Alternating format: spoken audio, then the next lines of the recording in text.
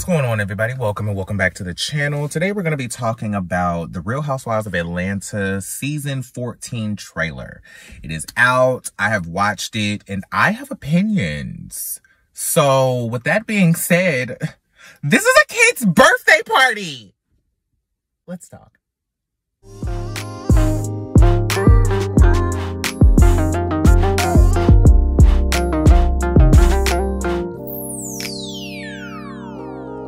I don't do regrets. I'm trying to learn from my lessons, but do I get it yet? I want to set an example, but I'm not sure I can handle all my demons. I'm thinking that I should court a vet. I fight for all respect. I'm working overtime to keep in my head. I understand I'll get the love when I'm dead, so my focus is red. Choose the black out on what's keeping me chosen. I've been the token, now the back is ahead. On my soapbox, chucking. What's going on, everybody? Welcome and welcome back to the channel. This is Georgia, Carolina, your gated and discrimination-free community where we personalize culture and entertainment and then curate a conversation that's based on self-discovery and growth. I am your pop culture coordinator of all things inclusion and awareness, Jordan Renee. And I'm happy to have you back for another video. Okay, so season 14 of the Real Housewives of Atlanta is kicking off in the trailer and the cast photo has dropped. Let me start with this cast photo. Y'all look great. I have nothing to say about the ladies. I got something to say about this background. Why we got this plain ass Real Housewives of New Jersey-esque background? Like, this the background y'all give the OC girls. This the background y'all give the Jersey girls. This the background y'all don't even give the Potomac girls this. Y'all be giving y'all get the Potomac girls fever. Like, what happened to the older cast photos? Like, I know that one cast photo of all the girls in all black and it looks like they're standing in the Haunted Mansion, basically, from Atlanta. I think that might have been like season 12 or something like that. Iconic. That Real Housewives of Potomac cast photo when they're all in like purple and blue or something and they're standing on that green wall with the yellow trim. Oh, sickening. This cast photo is cute. It's cute, but it's giving very Real Housewives of New Jersey for me. And that's not a bad thing. It's just a Jersey thing. Shout out to Melissa Gorga. But when it comes to this trailer, first of all, I want to know why people keep comparing the Beverly Hills trailer and the Atlanta trailer. Like, these aren't two completely different shows that are set up two completely different ways, that are shot in two completely different ways, that unfold and promote, and they do everything completely different. Like, if you look at Atlanta, this trailer was a bunch of highlight clips from the season. There's no overarching story. There's no real narrative. There's no central storyline. There's no central plot of drama. There's nothing that's really happening that is inclusive or focusing on the entire group that's going to carry the entire season. That's what Beverly Hills gives. Beverly Hills gives, their trailer always sets up this whole story and da-da-da-da-da. But I'm going to get to that, right? The Real Housewives of Atlanta trailer, it starts off with the girls basically looking at all their phones and reading the blogs and this, that, and the third, which is something that I like that the Real Housewives of Atlanta did a lot earlier, was they started breaking the fourth wall from a media perspective and being like, okay, well, yeah, we may not be able to acknowledge that we're filming a TV show, but we can acknowledge that we're all famous. Like we can at least give that much and talk about, oh, we're in the press and we're famous and we're doing this, that, and the third. Especially because a lot of the women on the show at the time were doing things that we could recognize them for outside of the show. So it made a lot of sense for them to be talking about what's in the blogs, right? So we see them reacting to social media and people talking about, oh, this one's gonna do this. She by Sheree's coming. Marlo's gonna eat the girls alive. This, that, and the third. And I like this opening, but it gives very Love and Hip Hop. Like, it reminds me of something they would do in Love and Hip Hop Atlanta. They may have done this in Love and Hip Hop Atlanta? Drop down in the comments and let me know, because this feels very Love and Hip Hop. Like even with Kandi getting out of the car and the slow walk and the inches to the bottom of her ass crack flowing, and she's like giving this attitude head shake. Like, it's sickening. It is sickening. But a part of me doesn't want to see this forced moment of watching them filming her getting out of the car and walking, and the angles of them filming her doing this like slow walk. I call it the Connie Spalding walk. All right, so obviously I can't play the music, but I really wanted you guys to just get into this walk, get into this visual, get into this frame, get into this camera pan, darling. This is what I'm talking about when I say this is the Love and Hip Hop walk that all the kids know nowadays. This is the first time I ever saw this. This was nasty. Yes, iconic. Connie Spalding. But it's the Love and Hip Hop walk to this generation, where Mob Wives did it too, where you would see people getting out of cars and like it would be this slow motion type of walk towards the building, and there's narration going on in the background about what they're finna walk into, and it's just slow and it's dramatic, and there's all these different camera angles like we're in a F. Gary Gray movie. It's so sickening, but it's so unnecessary, and it takes me out of the moment. Like, a part of me just wants to see like fantasy, right? Like, not even fantasy, but like the reality of the fantasy y'all are creating. Like The Hills, for example. Mind you, when I say The Hills, I'm not actually talking about the reality of the show The Hills. I'm talking about the way that it was shot, and the fact that it was shot in this like soap opera-esque type of way. But there was no confessionals. There was no like real breaking of the walls, any walls, especially the fourth wall, to let us know really what was happening. All we had was like the narration of the main character, and that, like, there was no reunion, like that type, like that was like reality of fantasy. That's what I'm talking about.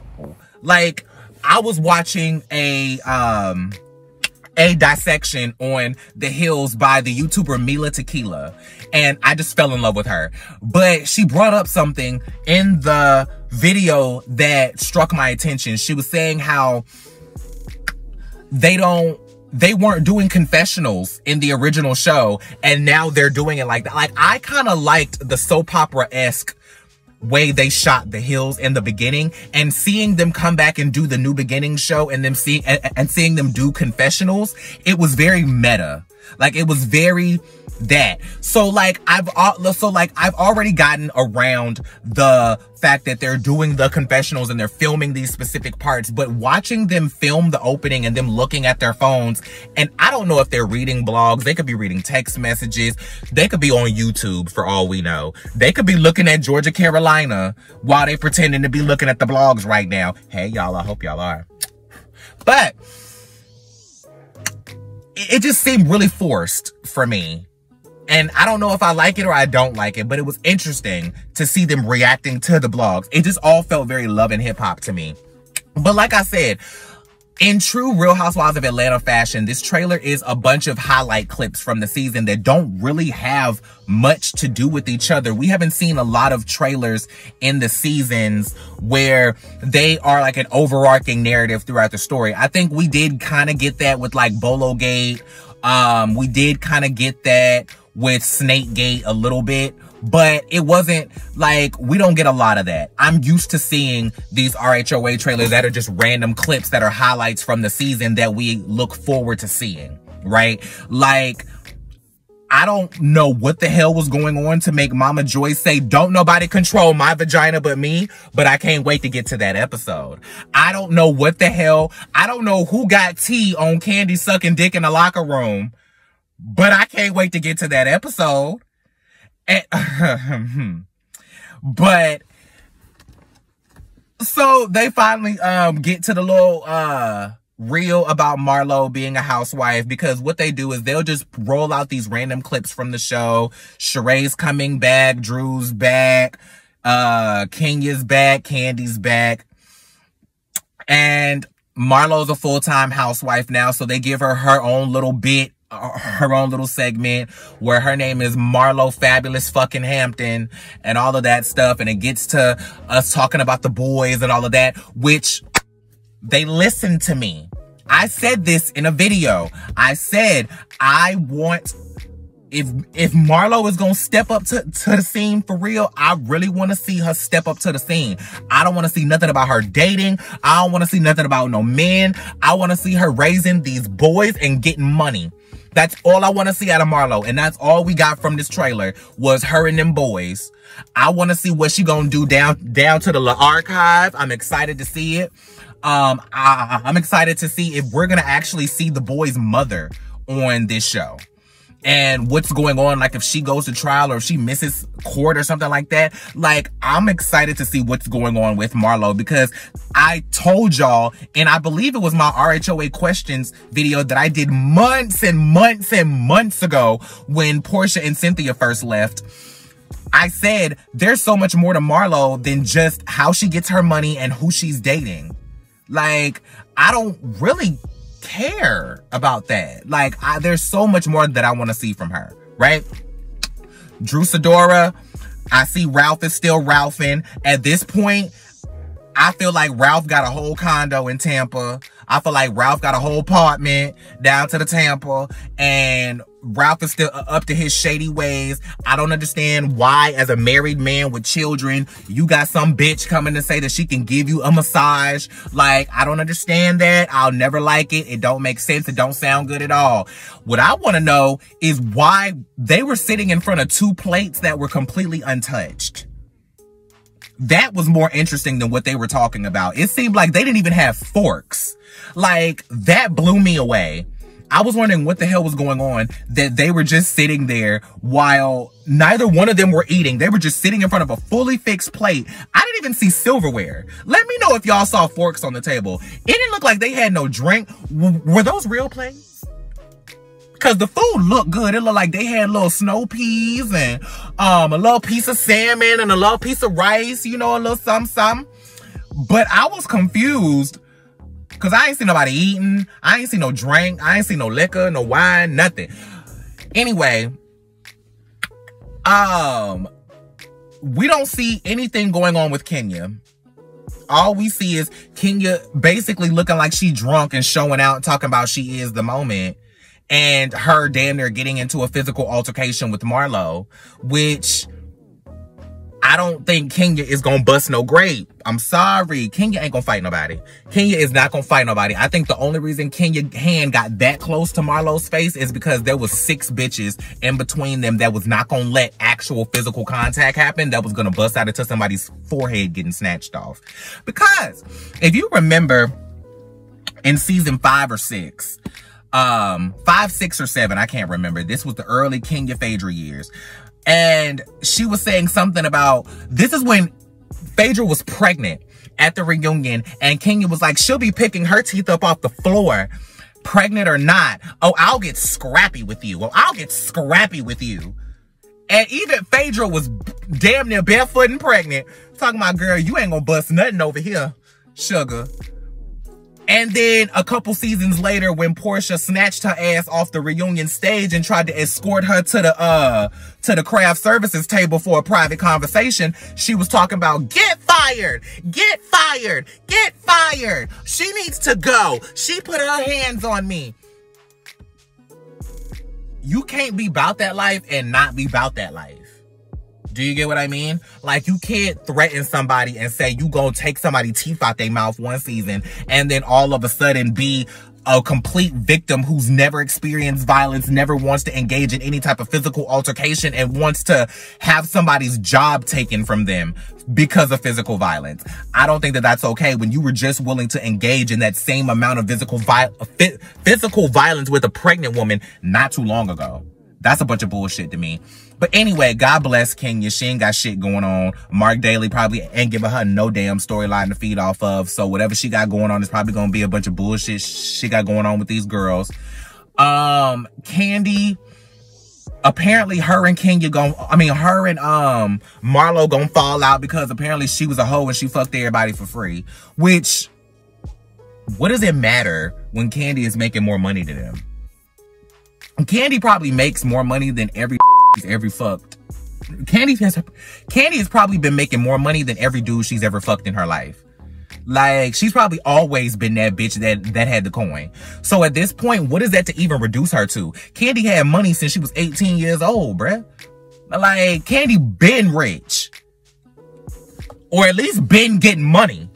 Do you know what I'm saying? Because I don't remember them ever speaking about Escape getting screwed over by So Def and Jermaine Dupri when it comes to money. I don't remember them ever talking about them being mishandled when it comes to money. Do you get what I'm saying? And if it is, it was something that was resolved very quickly, because it's not something that sticks out in my mind that I can even draw any type of reference to. So Kandi's always been straight. If you remember when Kandi first came on the show, she said that the house that she was in when she came on the show, she's had that house for like 15 years at that point. That was probably the first house she bought when like Don't Think I'm Not came out, and like she was really making money. Like, Kandi been had coins. Kandi came on the show worth multiple millions of dollars, because by the time that we started really researching what her net worth was as far as incongruence to the show, she was worth $35 million. You know she didn't make all that money from being on Real Housewives. So, you know, whatever. But Kandi alluded to it. We haven't really heard shit from Marlo, but Kandi said that her and Marlo have a big ass falling out. They get to falling out. We don't see anything about what. We don't really know what happens. We just see, oh, some drama happens. Sheree is back for the third time. And I'm going to take a different approach to this. Excuse me. Because I've usually approached Sheree coming back off and on as, why she ain't got nothing better to do than film this show? Why does Sheree allow Bravo to pick her up and put her down and give her a check and take it away whenever they feel like it? I am going to take a different approach to Sheree. I feel like I just said Marlo. Let me know if I did. I mean, I'll see it in the editing, but anyway. Here's the approach that I'm going to take to Sheree being back. I'm happy to see Sheree back. I'm happy to see that Sheree is the only housewife that can leave and come back, and always come back as a full-time cast member. Sheree has never come back as a friend of. She ain't never come back as a guest. She may have shown up at a party or two, but Sheree always comes back as a full-time cast member. She comes back with the same peach she left with. And I commend her for that. I hope that every time she comes back, her check is a little higher, though. No shade. I hope that they raise her check every time they bring her back, because at this point, Sheree deserves it. Why do y'all keep picking her up if she ain't bringing nothing to the table? So at this point, if y'all know Sheree is going to be an ace in the hole, pay her for her time. Pay her what she's worth. Because I feel like Sheree is always the one that they call broke on this show. Sheree is always the one that they say she broke. She living in Chateau Thelma. How is Thelma? Is Sheree's mother still alive? Not being funny, like I'm really being serious. We'll come back to that. But Sheree is always the one that they always put off as the broke one. And she's the one who started this show as, you know, living in this very upper echelon lifestyle till her divorce kicked her in the ass and knocked her ass back down to reality. Speaking of, where's Deshaun Snow? And what is Deshaun Snow doing? Because we've seen Deshaun Snow pop up here and there in like random things when we're talking about the Real Housewives of Atlanta. Like, she may be filming here. She may have been seen here. We hear she's coming back. Deshaun looks better than ever. One, I wonder if she's more interesting now, or if she's willing to be more open than she was on the first season. Because the first season, all she was willing to talk about was she was literally, Hodge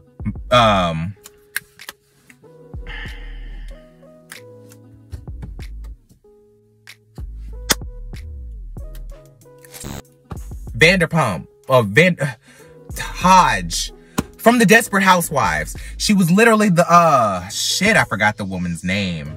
But you know who I'm talking about. The redhead from Desperate Housewives. She was literally her the first season. Vanderkamp Hodge. There it is. Bree Vanderkamp. There it is. God damn it, I done clocked in. There it is. Bree Vanderkamp Hodge. That's who she gives me.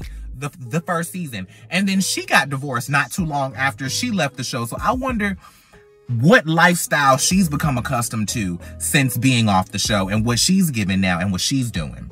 I also wonder where her staff members are. I wonder where Sheree's old staff members are too. Cause Sheree had a woman fully dressed up in a maid's uniform. Like very haves and the have-not style. Like it was very, like, I don't know. I always felt a way about Sheree having black people dressed as servants in her house. It always rubbed me the wrong way. Not that they should be walking around in jeans and t-shirts, but it just, that always just touched a nerve for me. It just touched a little nerve for me. Anyway, Sheree got her shit going on with Tyrone. He may or may not be on camera. We see him down to the FaceTime. He living in the phone or whatever. Well, he living in the halfway house, so the only place he can get from the halfway house is to the phone. So God bless him. We finally see that scene that we've been seeing that picture of for all these months of Sheree sitting outside the damn, what looked like the damn coffee house, looking like Boo Boo the Fool. We finally see that scene of her sitting here waiting on this man to come, and she calls somebody who sounds like Candy on the phone talking about what does it mean if it rings and then it just goes busy. And they're like, child, it sounds like your ass got blocked. And the next thing you know, it cuts to her and Marlo seemingly in the same outfit in the same day, because she got the same nails, the same wig on. I couldn't tell if she had the same outfit on because there was a whole lot of bangs going on. Marlo's bangs, Sheree's bangs, and I only saw like a couple nail tips. And anyway, so we're gonna see how that goes. We see her sitting down with Apollo, which is an interesting person to talk to about what to expect when your man comes home. Cause anyway, whatever. I'm not even gonna go there with Apollo. That ain't my business. What else is going on? Sonya Richardson Ross. I'm excited to see her.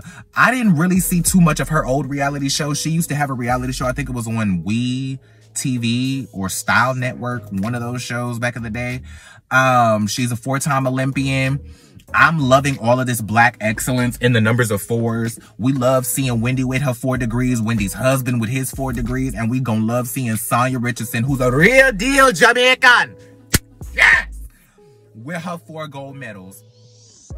I love seeing her with the whole, she called me a friend and me no call her a friend. Girl, yes! Speak that patois, sis! Yes! I love a real deal Jamaican. Yes, girl. Yes. Her energy just took me. Her energy just took me and sent me. I was like, yes, just seeing her walk on. Like, girl, yes. She said, yes, my name is Sonya Richardson Ross. I'm a wife, I'm a mother, I'm an athlete. I'm a real deal, Jamaican. And then next thing you know, we saw them popping pussy. I said, girl, speaking of, what's with the coochie refresher incense? What's with the coochie incense?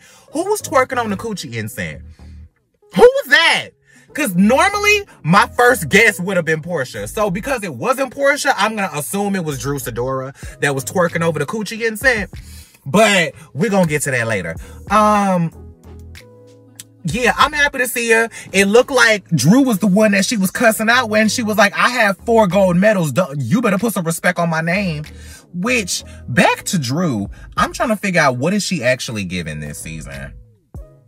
Because it seems like Drew is all over the place. She's into it with Sheree. She's into it with Sonya. She's into it with Ralph Pittman. If I don't get a pop-up in Tampa from Drew Sidora this season. Anyway. It just seemed like Drew Sidora is all over the place. And I'm worried about Drew Sidora this season. Not from a place of I want her to retain her peach, because Drew Sidora is really on thin ice with me. Like, she brought a lot her first season. I just still don't know if I liked it. Do you get what I mean? So I'm already on edge with her. I'm already on edge with Ralph. I don't trust Ralph. I'm side-eyeing the hell out of Ralph. And I'm trying to connect with some people in Tampa to see what's really going on. But it just seemed like Drew is all over the place, and I already don't know if I like her. Like, I don't dislike her, but I don't like her either on this show. Like, it's just something about her that just, I'm very on the fence with her. But this trailer did not lean me in either direction, one way or the other, because I want to see the context. If Drew came back and pulled the same stunt she pulled last season with a reason and a purpose and with intention, this season, she may pull me around. But if she's just doing the same bullshit she did last season for no reason, like, it seemed like Drew was just pulling stunts for no reason last season, right? They were good stunts. It just seemed like they had no context. And they just didn't make sense when she was pulling them, right? This season, if she figures out how to hone all of that into being a proper housewife, I can fuck with it. But Drew is on thin ice with me. Thin ice with me. Like, I hate when the girls be bringing props places. I hate when the girls bring props. It gives very Pooh from Love and Hip Hop Atlanta. Drew bringing the doggy biscuits and all of that shit. It gives very Pooh with the shitty sheets and the panties. It's much. It's just team too much. If you're putting that much effort into producing a scene, then it alleviates, it takes me out of the reality, because I don't know anybody that would do that in real life. Show up with doggy biscuits to throw at a bitch. For what reason? Like the only reason I would do that is if I was on camera. And I don't think I would ever do no shit like that on camera. Like, you rehearsed the read, bought the prop, rehearsed the doggy biscuit. Like, you had a bone, doggy biscuits. Like, this bitch had full-blown kibbles and bits in a gift bag. Like, girl, what you doing? Like, it's a bit much. Drew just gives too much. I'm not ready to see her. I don't care what she got going on. Who else is on this damn show? Who else is on this damn show?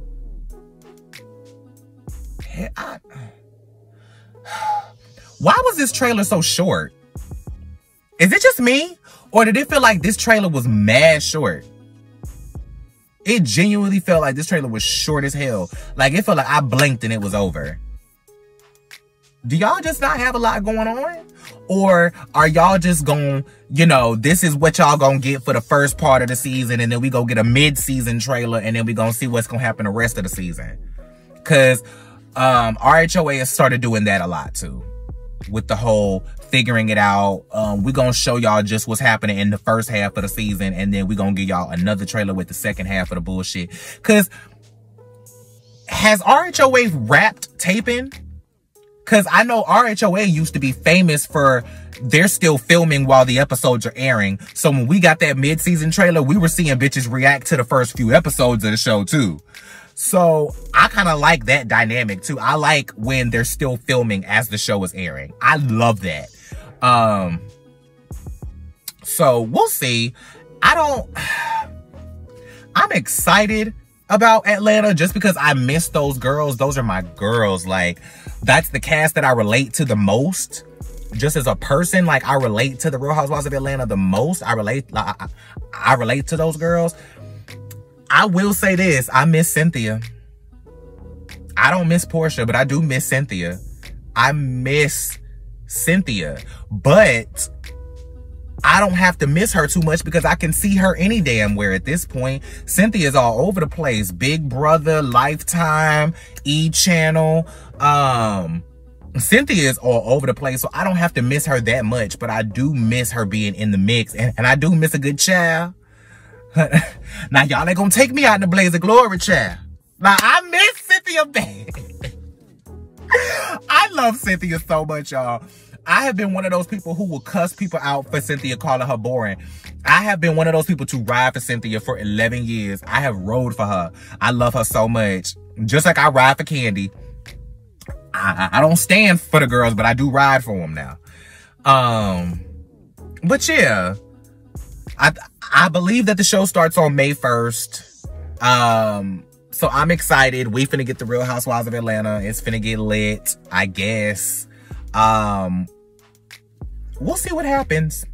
But with that being said, thank y'all so much for being here. I appreciate y'all visiting and or returning to the channel. This is again Georgia Carolina, and I love every single one of you guys from the bottom of my green heart emoji. I love you guys. If you like the video, share, subscribe, do all of the things. And yeah, I'll be back in a little bit to talk about the Real Housewives of Beverly Hills trailer, because to be honest, I'm a little more excited about that trailer. So until the next one, peace. Goodbye. Mwah.